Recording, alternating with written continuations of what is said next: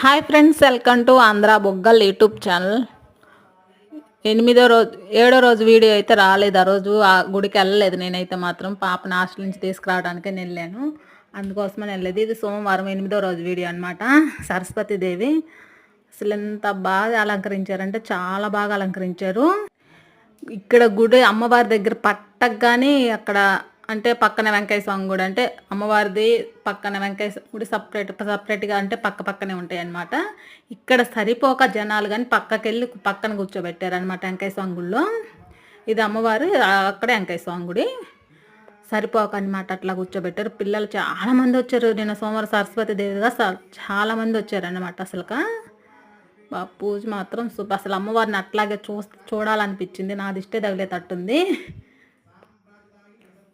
అదే ఇక్కడ వెంకయ్య సంగుళ్ళు ఇక్కడ కూర్చున్నారు అందరు లైన్గా. అక్కడ పిల్లలు అందరూ చాలామంది ఎక్కువైపోయేపటికి ఇంకా పక్కన కానీ కూర్చోబెట్టి చేశారు.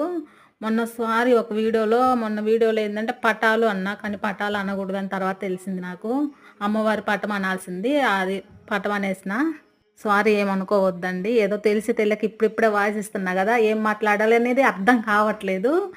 ఎలా అంటే అలాగా కొంచెం ఆలోచించుకొని మాట్లాడాలని తర్వాత అర్థమైంది. ఆ మాట అనకుండా ఉండాల్సింది అనిపించింది.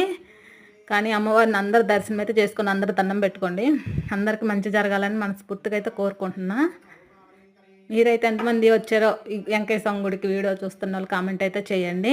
మన వీడియోస్ అయితే ఎలా ఉంటాయో కొంచెం కామెంట్ అయితే చేయండి. మన వీడియో నచ్చుంటే ఒక లైక్ ఇవ్వండి ఫ్రెండ్స్. ఓకే, బాయ్, ఉంటా.